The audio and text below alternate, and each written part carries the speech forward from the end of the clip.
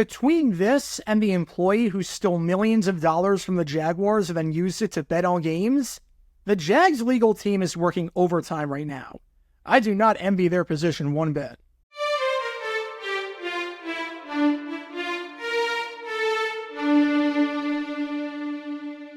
Welcome everybody to JG9 News, where we talk all things NFL all the time. I'm Jaguar Gator 9, representing the 904 from the 602, and today we are talking about the news involving former Jaguars kicker, now the kicker on the Washington Commanders, Brandon McManus, who has been accused of sexual assault on the Jaguars' flight to London this past year when they took on the Atlanta Falcons and then the Buffalo Bills.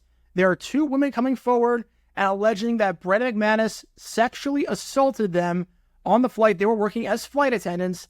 I'm going to read what the lawsuit alleges. There is one person identifying as Jane Doe 1, accusing McManus of trying to kiss her while she was seated during a session of turbulence, and twice grinding up against her while she was serving the flight's 2 meal services. And then there's another woman, Jane Doe 2, alleging that McManus grinded up against her while she was serving the flight's 2nd meal service, and when she confronted McManus, McManus smirked and walked away. And the two women are alleging that the Jaguars committed gross negligence by failing to properly hire McManus, train him about inappropriate and sexual contact with flight staff, supervise him on the flight, adopt policies and procedures to protect flight staff from sexual misconduct by employees, and enforcing a zero-tolerance policy regarding inappropriate behavior. And the lawsuit is also alleging that the women are no longer able to work on Jaguars flights and that they have experienced a lot of psychological damage, emotional distress, humiliation, mental anguish, and all of that. Now, the point of this video for me is not to speculate what happened on this flight. Believe me, that is not the point of this video. I'm going to let the legal process play out. Obviously, I was not on the flight. I don't want to take sides on if McManus did it or didn't do it, or if the women are right. I do not want to do it. That is not the point of this video. I want to make that extremely clear. I just want to talk about this from a legal perspective, because there is one thing about this that I'm not sure the women have too much of a claim with, regardless of whether or not this actually happened. And again, I'm not speculating on the flight. I'm just looking at legal precedent, and there's one thing that I would be very, very shocked if it goes forward regarding the Jaguars. The thing with McManus could still get sued for a lot of money for this, but regarding the Jaguars and their responsibility, there is one part of the lawsuit alleging that the Jaguars committed gross negligence by failing to properly hire. So a negligent hiring claim. I don't see any situation where this would be a negligent hiring claim. So for those who don't know, negligent hiring claim, and I have this handy little employment law textbook right here. Again, I did go to law school. I did take a class, an extensive class of employment law, and I do know quite a bit about negligent hiring. There are 4 prongs for negligent hiring. There are 4 things that a plaintiff has to prove. You can see them on the screen right now, courtesy of LexisNexis. Number 1, the employer did not exercise reasonable care in hiring the employee. Number 2, the employee had dangerous tendencies or was incompetent for the job in question. Number 3, the employee's dangerous tendencies or incompetence would have been apparent to the employer had it exercised reasonable care. And number 4, as a result of the employer's failure to exercise reasonable care, the employee or customer suffered injury. So basically what this is saying is that you hired someone, you should have known that they were a problem, you didn't take the necessary steps to prevent this from being a problem, and then something happened, and as a result of your negligence, this happened. Some examples of this, some classic examples of this. Let's say you're a pizza chain. You own a pizza company, and you hire a driver to help with deliveries. So you hire this driver, you don't conduct any background check whatsoever on this driver. Sure enough, the driver gets into an accident where they are at fault and they seriously injure someone. And turns out you didn't conduct the background check, but if you did, you would have realized that this person that you hired had been arrested multiple times for DUI and had his license suspended. And because you didn't know that, and you didn't conduct the necessary background check, and you hired him as a driver, yeah, you're going to be on the hook for that. Another example, let's say you hire someone to help out run a daycare, and the parents bring suit that their kid was touched inappropriately and felt uncomfortable. You did not conduct a background check when you hired that employee, but if you did, you would have realized that this person was a registered sex offender. You're going to be on the hook for that. So if the Jaguars had knowledge that McManus could do something like this and they did not exercise reasonable care when they hired him and make sure that something like this would not happen when he was with the team, then yeah, they're on the hook. But how on earth can these employees, how on earth can these two women possibly prove negligent hiring? I don't see how that part of the claim goes forward. I honestly don't see how that part of the claim goes forward. McManus has had no prior history with sexual assault. He's had no prior history with anything off the field. He's never been suspended. He's never been placed on the commissioner's exempt list. And again, this is not me saying that McManus did not do it. I want to make that very clear. This is not me defending McManus. This is not me saying that he didn't do it. This is not me speculating. But McManus has had no prior history, so how on earth could the Jaguars foresee this? A big part in the negligent hiring claim is foreseeability. And there was no foreseeability here whatsoever regarding Brandon McManus and what he would do to these two women allegedly. This is not like Deshaun Watson. If, let's say this happened on a flight, but you swap out Brandon McManus with Deshaun Watson, yeah, that's a different story. Because obviously there's a lot of stuff that's happened to Deshaun Watson.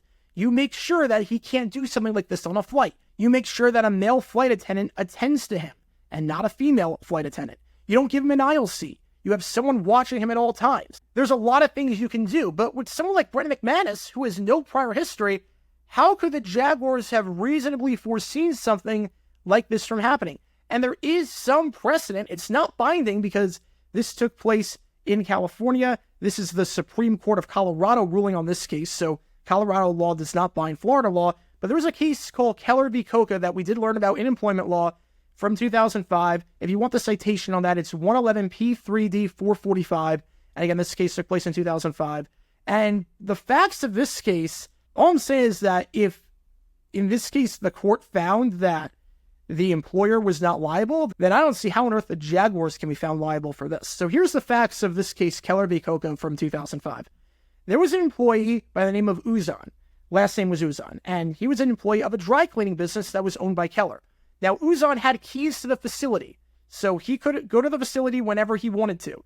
He brought a 12-year-old girl to the premises off hours one time and sexually assaulted her. The complaint alleged that Uzan had done this to 3 other women, and Keller, who was the owner of the place, should have known about this. Keller also knew about Uzan's creepy behavior around other female employees. There was one point before this where Keller confronted Uzan about this incident, or about, not about the incident, but about the assaults to 3 other women, and he denied all involvement, and Keller didn't look into it any further. But even after all of that, the court found that, no, Keller was not liable. Keller could not have reasonably foreseen that something like this was possible.